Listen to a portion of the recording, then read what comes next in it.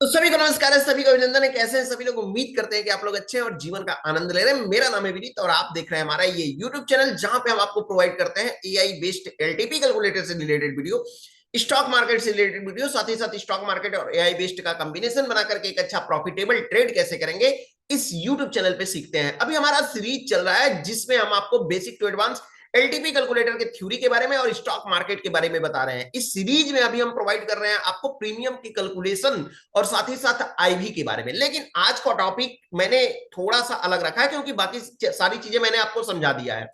अब एक टॉपिक हमेशा लोग बोलते हैं, या विनय सर के क्लास में भी बोला जाता है, या आपको अच्छे अच्छे जो ट्रेनर होंगे वो सजेशंस आपको देते हैं कि कभी भी ऑप्शन को होल्ड करके मुझे नहीं रखना चाहिए। ऑप्शन को होल्ड करके मतलब ये होता है कि मैं एक कोरा कागज आपको दे रहा हूं, इस पे मेरा सिर्फ और सिर्फ सिग्नेचर है और आपकी मर्जी, अब आप जो कर लीजिए।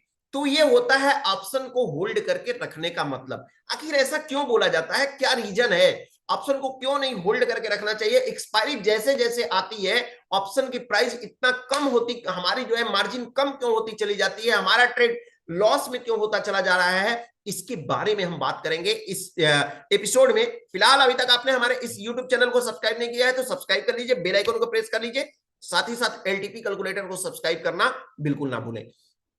फिलहाल मैं बात कर रहा हूं इसकी एलटीपी से रिलेटेड बातें, तो हमारे सामने एलटीपी होनी चाहिए। और मैं चलता हूं फिर से एक बार, जो मैंने आपको साइट बताई थी एलटीपी कैलकुलेटर की, इंप्लाइड वॉलिटिलिटी वाली साइट, यहां पे साइट पे जाइए और सिंपली लिख लीजिए इंप्लाइड वॉलिटिलिटी कैलकुलेटर। ये आएगा www.option-price.com। इस पे जाइए और इस पे जाने के बाद में आप क्या करिए कि इसको ओपन करिए, और ओपन करने के बाद में बाय डिफॉल्ट आपको इंप्लाइड वॉलिटिलिटी के साइड पे लेके जाएगा, लेकिन फिलहाल आपको जाना है ऑप्शन कैलकुलेटर पे। ऑप्शन कैलकुलेटर पे जब जाते हैं आप, तो यहां पे आप ऑप्शन कैलकुलेटर के थ्रू देखिए कि एक्सपायरी के जो होता है, एक्सपायरी और आईवी के, पिछली बार तो आपने देखा कि आईवी जो होता है, आईवी की वजह से क्या होता है कि कैसे वैल्यू बढ़ जाती है और कितना हमको लॉस होने जो लॉस का हमको सामना करना पड़ सकता है। लेकिन फिलहाल मैं बात करूं यहाँ पे, तो यहाँ पे मैं बात कर रहा हूं क्या कि ऑप्शन को होल्ड करके नहीं रखना चाहिए। ऑप्शन को होल्ड करने का मतलब क्या है, इसको थोड़ा सा ध्यान से आप डीप में सीखेंगे तो ऑप्शन को होल्ड करने का मतलब क्या होता है कि एक्सपायरी हमारे करीब आती है, और जैसे जैसे हमारी एक्सपायरी हमारे करीब आती है वैसे वैसे क्या होता है, जो प्रीमियम हमारा होता है उस प्रीमियम का भाव गिरता चला जाता है।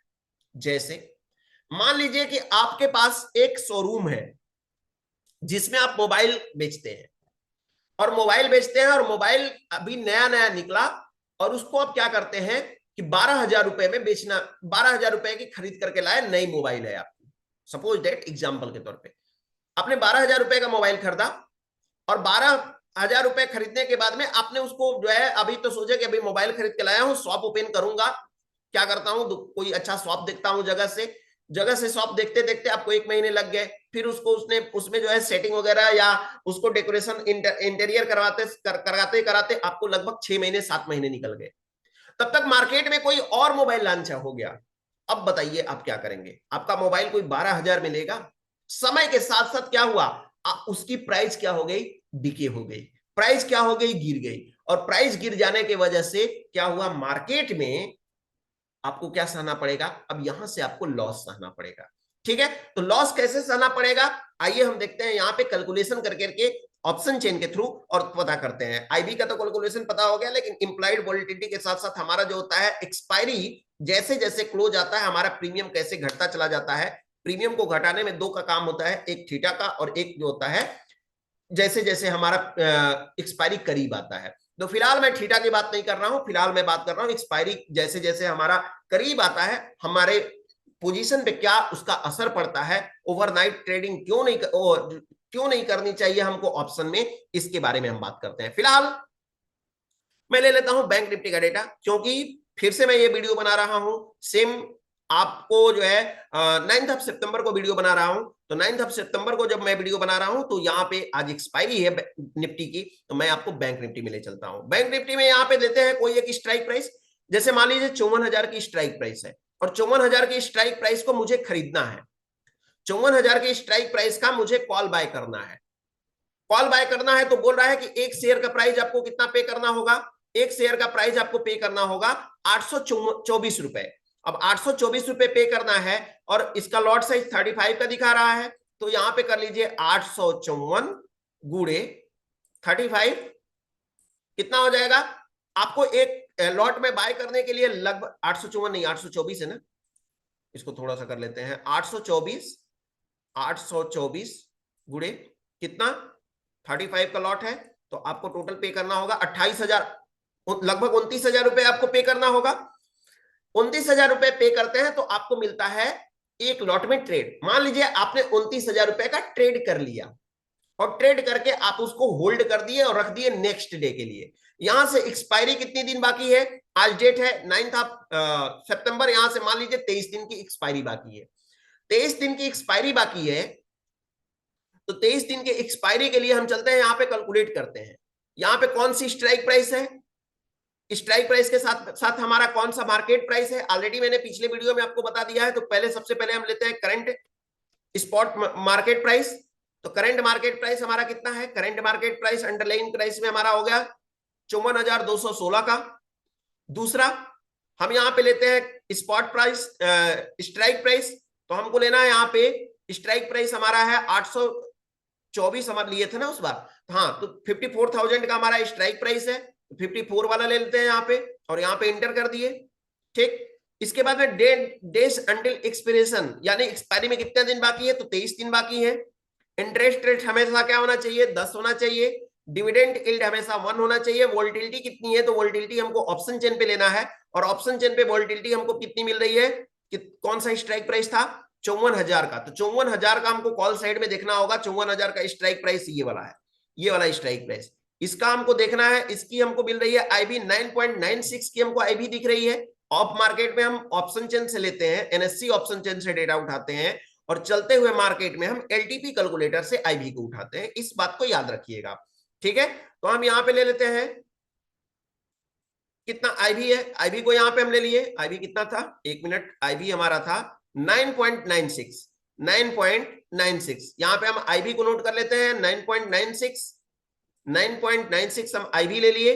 राउंडिंग हमेशा हमारा 2 होना चाहिए, ग्राफ इंक्रीमेंट हमारा 1 होना चाहिए। चलिए कैलकुलेट पे हम क्लिक करते हैं। कैलकुलेट में हमको दिख रहा है 838, हमको इसका प्रीमियम दिखाई दे रहा है 838 रुपीज, जबकि हमको यहाँ पे कितना दिखाई दे रहा था, 824 दिख रहा था। लगभग हमको मानकर चलते हैं कि चलिए ठीक है, हमको दिखाई दे रहा है बराबर, कोई दिक्कत नहीं है, हमको समझना है यहाँ पे।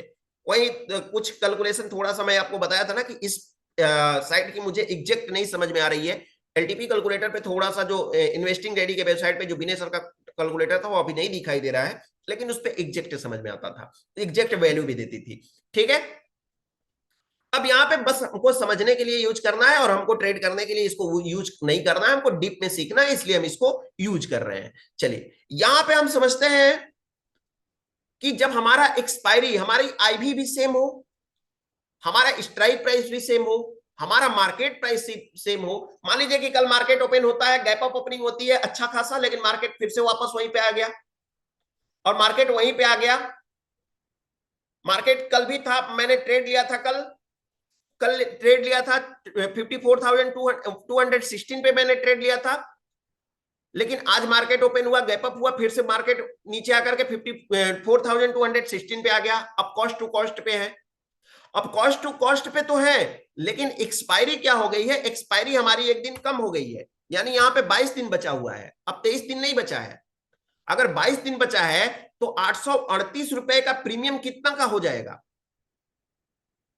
838 रुपए का प्रीमियम कितना का हो जाएगा, कैलकुलेट कर लीजिए, कैलकुलेट करिए। 838 रुपए का प्रीमियम आपको 818 रुपए का हो जाएगा। एक प्रीमियम पे 20 रुपए खत्म हो गया, तो 35 दूनी के 70, 7,000 रुपए आपका क्या हो जाएगा, 35 दूनी के 70, 700 रुपया आपका क्या हो जाएगा, 700 रुपया आपका कम हो जाएगा। कल आपको ट्रेड जब देखेंगे, मार्केट हमारा कॉस्ट टू कॉस्ट पे ही रहेगा। 54,216 पे हमने ट्रेड लिया था, 54,216 पे मार्केट आने के बाद भी मार्केट में हमको कितना 700 रुपए का लॉस होगा, अगर आप बैंक निफ्टी में एक सिंगल लॉट से ट्रेड कर रहे हैं तो। समझ में आया। अगर यही एक दिन और होल्ड करके छोड़ देते हैं, एक दिन और होल्ड करके छोड़ देते हैं, यहाँ पे 22 दिन के बजाय मैं 15 दिन रख लेता हूं, 15 दिन, अरे छोड़ो चलो पोजिशनल हम ट्रेड करके रखे हुए हैं, पोजिशनल ट्रेड करके रखे हुए हैं तो पता चलता है ऑप्शन में पोजिशनल ट्रेड मत करिए, और कैलकुलेट करेंगे तो 838 रुपए की प्रीमियम आपको 673 रुपए की हो जाएगी।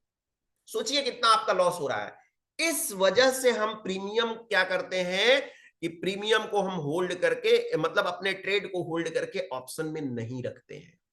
जैसे जैसे एक्सपायरी होगा वैसे वैसे हमारा क्या होता चला जाएगा, वैसे वैसे हमारा प्रीमियम की वैल्यू कम होता चला जाएगा, और प्रीमियम की वैल्यू कम होता चला जाएगा तो हमको लॉस होता चला जाएगा। ठीक है, अभी तो ये हुआ आपको डे कम होने की वजह से। अगर इसमें कहीं गलती से बढ़ गया थीटा, और थीटा गलती से बढ़ गया तो सोचिए कि आपका क्या हाल करेगा। मार्केट आपके राइट डायरेक्शन में चलेगा, 50 पॉइंट अगर ऊपर भी चला जाता है, 50 पॉइंट नहीं 100 पॉइंट ऊपर चला जाता है, और ये जो आपको दिख रहा है डे एंड एक्सप्रेशन, ये 15 की जगह 10 हो गया ना, तो आप दिखेगा कि हमारा मार्केट गैप अप है और बहुत ऊपर मार्केट गया है, लेकिन आपका आप जो है उसका बेनिफिट आप नहीं उठा पाएंगे, लुप्त नहीं उठा पाएंगे। और बहुत सारे ऐसे कॉल्स भी आते हैं कि मेरा मार्केट कल के अकॉर्डिंग आज जो है बुलिश दिखाई दे रहा है, फिर भी हमको प्रॉफिट नहीं हो रहा है, क्या करें, क्यों ऐसा हो रहा है।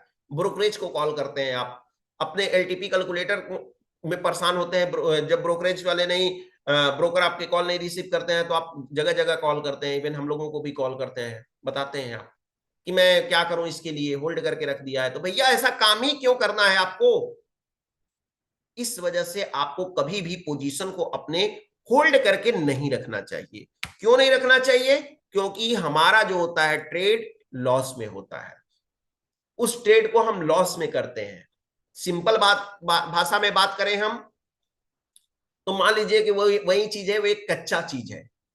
जैसे कच्चा चीज में सब्जियां होती है ना, कच्ची चीजें, 2 दिन 3 दिन में उसका भाव लगा तो ठीक है, नहीं भाव लगा तो क्या हो जाएगा, सूखने लगेंगी, सड़ने लगेंगी, तो उसको जो मिलेगा उसमें बेच करके भाग जाओ। एक समय ऐसा आ जाएगा कि एकदम वो सड़ करके गल जाएगा, और गल जाएगा तो फिर क्या होगा, आप उसमें जो है आपको भाव ही नहीं मिलेगा, आपको 0 रुपए मिलेंगे, कोई पैसा नहीं मिलेगा, कोई कूड़े के भाव में भी लेना नहीं चाहेगा। तो हमारा ऑप्शन ट्रेडिंग जो है ना, वो कच्चा माल है तो वर्चुअली, लेकिन है कच्चा माल। ठीक है, तो फिलहाल आपको ये स्ट्रेटजी समझ में आई होगी, और इसके बारे में डीप एनालिसिस मैंने करके बताया आपको। एलटीपीज के बारे में इतनी सारी वीडियो मैंने बना के दिया, इतनी सारी मैंने वीडियो बना के दिया सिर्फ एलटीपीज के बारे में। आप सोच सकते हैं कि मैंने कितना डिटेल में आपको एलटीपी को बताया है। अभी भी आपको मन में एलटीपी से रिलेटेड कोई सवाल है, कमेंट बॉक्स में मैसेज करिए। लेकिन इतना बेहतरीन अगर आपको क्लास लगा है तो चैनल को सब्सक्राइब कर लीजिए, बेल आइकन को प्रेस कर लीजिए। अभी भी नेक्स्ट वीडियो हम आपके लिए लेकर के आ रहे हैं, सुपर सीरीज में अगला हमारा एपिसोड सुपर होगा। फिलहाल आज के लिए इतना ही, फिर मिलते हैं हम आपसे, तब तक के लिए आप सभी लोगों को हमारे तरफ से नमस्कार।